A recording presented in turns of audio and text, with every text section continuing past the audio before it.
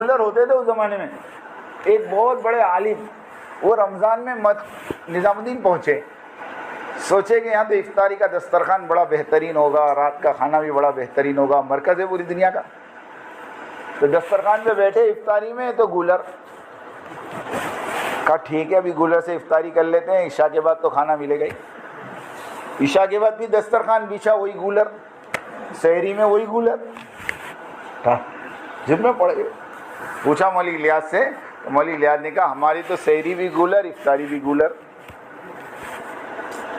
ہمارے مولانا محبوب صاحب کہتے ہیں 1981 میں جب حیدرآباد میں اجتماع تھا تو حضرت جی مولانا انعام الحسن صاحب رحمۃ اللہ علیہ کے لیے پنڈال میں کولر لگایا گیا. تو مولانا انعام صاحب کہتے تھے کام گولر سے کولر تک پہنچ گیا. کیا کہتے تھے؟ کام کہاں سے کام پہنچ گیا؟ گولر سے کولر. یہ جملے تھے مولانا انعام صاحب کے. تو وہ بچے میواتی جو پڑھتے تھے مولانا کے ساتھ رہتے تھے, انہوں نے کہا کہ حضرت جب آپ گولر کھا کر اور پانی پی کر گزارا کر سکتے تو ہم بھی آپ کے ساتھ گولر کھائیں گے, پانی پئیں گے. جب کھانے کے زمانے میں آپ کو نہیں چھوڑا تو فاقے کے زمانے میں آپ کو کیسے چھوڑے گا؟ یہ اس گھر کا حال بتا رہا ہوں. کچھ بھی نہیں کھانے کو, بیوی بھوکی ہے, بچے بھوکے ہیں. مولوی یوسف صاحب اکیلے ہی تو تھے, مولوی یوسف صاحب اکیلے ہی تو تھے. ایک مرتبہ کا واقعہ ہے, اس کے بعد سے نظام الدین فاقہ نہیں آیا. میں وہ واقعہ سنا دوں خالی آپ کو.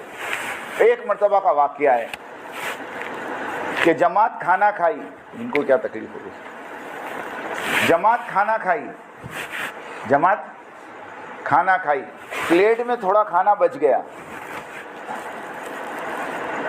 تو مولوی الیاس صاحب رحمۃ اللہ علیہ نے سائیڈ میں سے پلیٹ کو صاف کیا, کھانے کو بیچ میں کیا. اور ایک پردہ ہوا کرتا تھا گھر میں اور مسجد کے بیچ میں, وہ پلیٹ اٹھا کر پردے کے پیچھے دی اور اپنی بیوی سے کہا کہ یہ کھانا تھوڑا سا بچا ہے, تم اور یوسف کھا لو. اب وہ پلیٹ اندر گئی, دسترخوان بچھا, پلیٹ رکھی. مولوی یوسف صاحب نے اور ان کی امی نے ہاتھ دھویا, اور جیسے دسترخوان پر بیٹھ کر پہلا نوالا ابھی اٹھایا بھی نہیں تھا, اتنے میں پردے کے پیچھے سے آواز آئی, ارے ایک اور جماعت آ گئی, وہ کھانا واپس کر دو.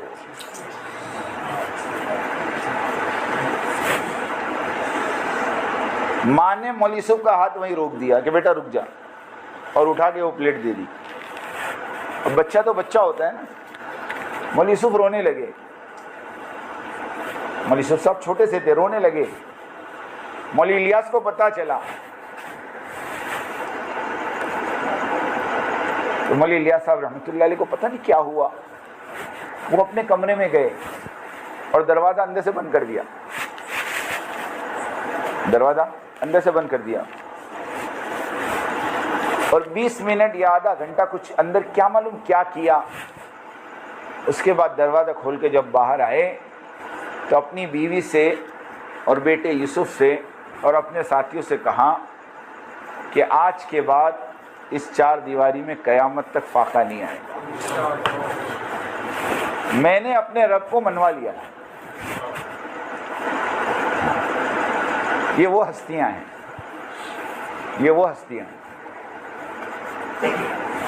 جب مولانا الیاس صاحب رحمۃ اللہ علیہ کے زمانے میں فاقے شروع ہو گئے نا نظام الدین میں, تو دلی والوں کو پتہ چلا, کہ دلی والے دوڑے ہوئے آئے اور آ کر کہا حضرت یہ ہماری ساری پراپرٹی کے کاغذات ہم آپ کو دیتے ہیں, اس کو بیچ کر اس کا پیسہ مرکز کے اوپر لگا دو. تو مولانا الیاس صاحب رحمۃ اللہ علیہ نے کہا یہ پیپر تم پکڑو, ان پیپر کی مجھے ضرورت نہیں, قسم خدا کی میں ابھی دعا کر دوں اللہ یہ بنگلے والی مسجد کو سونے چاندی کا بنا دے. تم کیا سمجھتے ہو, تم کیا سمجھتے ہو میرے اللہ کو؟ کیا میرا اللہ ان ٹکڑوں کا محتاج ہے؟ یہ استغنا تھا, یہ ہاں یہ استغنا تھا. حضرت مولانا زکریا صاحب رحمۃ اللہ علیہ کہتے ہیں میں اعتکاف میں تھا اور باہر لڑنے کی آواز آئی زور زور سے. میں گھبرایا کہ کیا ہوا نظام الدین میں. میں باہر آیا تو مولوی یوسف صاحب رحمۃ اللہ علیہ ایک دلی والے کو غصہ کر رہے تھے. میں نے پوچھا کیا ہوا؟ تحقیق کی تو پتہ چلا کہ وہ دلی والا بہت بڑی رقم لے کر آیا تھا مولوی یوسف کے پاس، اور آ کر مولوی یوسف صاحب کو کہہ رہا تھا کہ میرا ہدیہ لے لو. اور وہ مولوی الیاس کا بہت قریبی ساتھی تھا. تو حضرت مولانا صاحب رحمۃ اللہ علیہ اتنا غصہ اس پر کہ پورا مرکز جمع کر دیا کہ تیری ہمت کیسے ہوئی یہ پیسہ یہاں لانے کی. مولانا زکریا صاحب نے پھر مولانا یوسف کو کہا اجی یہ تمہارے ابا کے ساتھیوں میں ہیں اور تمہارے ابا کے زمانے سے آتے ہیں یہاں. جب ابا کا نام سنا تو تھوڑے ٹھنڈے پڑ گئے. مولانا زکریا صاحب تو بڑے تھے، مولانا یوسف صاحب کے سسرے ہوتے ہیں. مولانا یوسف کو پکڑ کے اندر لے گئے اور وہ جو ساتھی تھے ان سے معافی مانگا. ان کا مزاج تھوڑا گرم ہے، یہ غصہ ہو گئے، معاف کرنا. تو وہ جو مالدار آیا تھا اس نے کہا کہ نہیں تمہارے معافی مانگنے سے میرا اتنا اثر نہیں ہوا جتنا اس آدمی کا استغنا دیکھ کر اثر ہوا. کہ کتنا بے پرواہ آدمی اور کتنا اپنے آپ کو مال سے دور رکھنے والا آدمی. کہ وہ مال بھی واپس لے گیا اور کہتے موت تک اس آدمی نے تبلیغ میں جان لگائی. میں مولوی الیاس صاحب کی بات کر رہا تھا. مولوی الیاس صاحب نے دعا کی کہ فائقہ نہیں آئے گا. پھر اللہ نے مولوی الیاس صاحب کو بلا لیا. پھر مولانا یوسف صاحب امیر بنے. تو ہم جو کہتے ہیں نا اختلاف تو اس زمانے میں بھی ہوا. جب مولانا الیاس صاحب رحمۃ اللہ علیہ کے بعد مولوی یوسف کو امیر بنایا تو مولوی یوسف صاحب تبلیغ میں نہیں لگے تھے، وہ تو اوپر بیٹھ کر کتاب لکھ رہے تھے. حضرت مولانا الیاس صاحب رحمۃ اللہ علیہ بار بار اپنے میواتی ساتھیوں کو کہتے تھے جاؤ یوسف کو کہو تبلیغ میں حصہ لیں، مگر وہ پورا دن اوپر کمرے میں بند رہتے تھے. لیکن کس کو معلوم تھا کہ اوپر جو کام ہو رہا تھا وہ تبلیغ کا ہی ہو رہا تھا. تو کیا کام ہو رہا تھا اوپر؟ حیات الصحابہ لکھی جا رہی تھی. ہاں حیات الصحابہ لکھی جا رہی تھی. لیکن جب مولانا زکریا صاحب رحمۃ اللہ علیہ نے مولانا عبد القادر صاحب رائے پوری رحمۃ اللہ علیہ سے مشورہ کر کے مولوی یوسف صاحب کو امیر بنا دیا تو اس وقت اختلاف کرنے والے مولانا احتشام الحسن کاندھلوی جن کی کتاب پستی کا واحد علاج ہے، اگر یقین نہ آوے تو فتاوی محمودیہ پڑھ لینا. مولانا احتشام صاحب نے مفتی محمود الحسن صاحب کو مولوی یوسف کی شکایتوں بھرا خط لکھا تھا کہ اجی ایک 28 سال کا آدمی امیر بن گیا اور کبھی تبلیغ میں اس کے 4 مہینے نہیں لگے. لوگ ابھی کہتے ہیں نا، وہ اس ٹائم بھی سوال ہوئے تھے. سمجھ میں آئی بات؟ مجھے بتاؤ مولوی الیاس کے 4 مہینے کون سے صوبے میں لگے؟ ہاں بتا سکتا کوئی؟ ارے جس آدمی کی زندگی لگی ہو اس کا تم 4 مہینے کا پوچھو. ہاں عجیب بات ہے. تو مولانا احتشام صاحب مرکز چھوڑ کے چلے گئے. مولانا انعام صاحب کے بارے میں ملتا ہے مولانا انعام صاحب خود 1.5 سال کے لیے مرکز چھوڑ کے چلے گئے.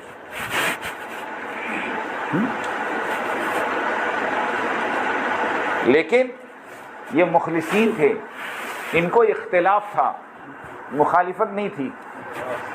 فرق سمجھنا، ایک ہوتا ہے اختلاف اور ایک ہوتی ہے مخالفت.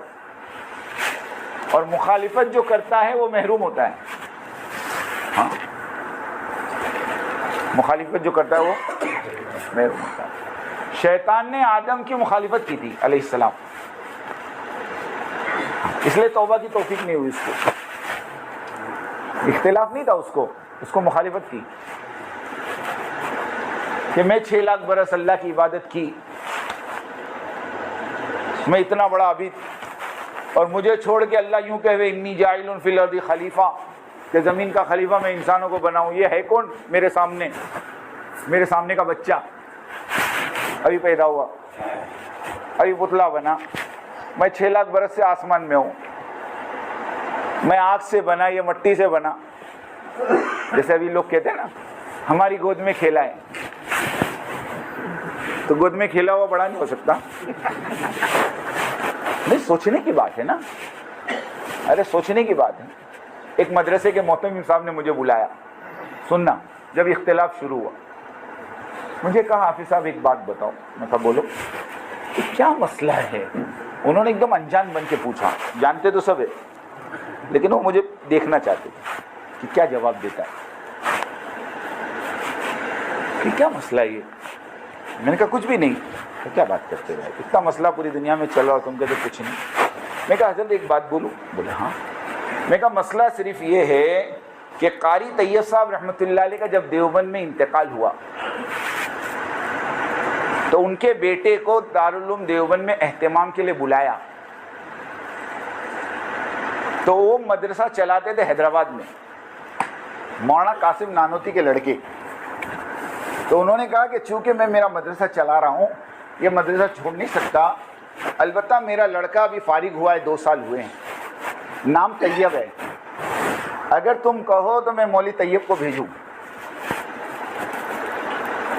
اب جو دیوبند میں تھے انہوں نے آپس میں مشورہ کیا کہ چلو قاری مولانا قاسم نانوتی کا بیٹا نہیں تو پوتا صحیح ہے، تو نسبت اسی کی، کہ ٹھیک ہے بھیجو۔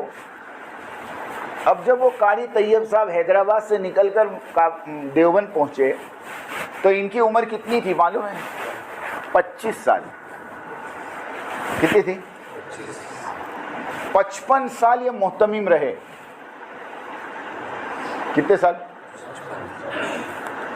جب دیوبند سے 1982 کی 12 جنوری کی رات کو ان کو گھسیٹ کر نکالا گیا، اس وقت ان کی عمر 80 سال کی تھی، تو 25 سال ملتا ہے۔ 25 سال کی عمر میں نے مولانا کو کہا کہ قاری طیب صاحب محتمم بن گئے دیوبند کے، تو دیوبند کے جو اکابرین تھے، جو بڑے بڑے اساتذہ تھے، اس میں 2 کا نام تو میں ابھی نام بتا دوں آپ کو، علامہ انور شاہ کشمیری رحمۃ اللہ علیہ اور مولانا شبیر عثمانی رحمۃ اللہ علیہ، یہ دونوں دیوبند چھوڑ کر ڈھابیل گجرات کے مدرسے میں پڑھانے آ گئے۔ کیوں؟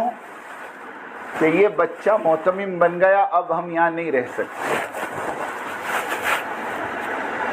میں نے کہا وہ 25 سال کا محتمم بنے یا 28 سال کے امیر بنے، فرق اتنا ہے، لیکن سامنے والی پارٹی میں فرق اتنا ہے کہ انور شاہ کشمیری رحمۃ اللہ علیہ اور شبیر عثمانی دارالعلوم دیوبند چھوڑ کر ڈابیل جامعہ میں آ کر مدرس بن گئے۔ انہوں نے دیوبند کے سامنے مدرسہ کھڑا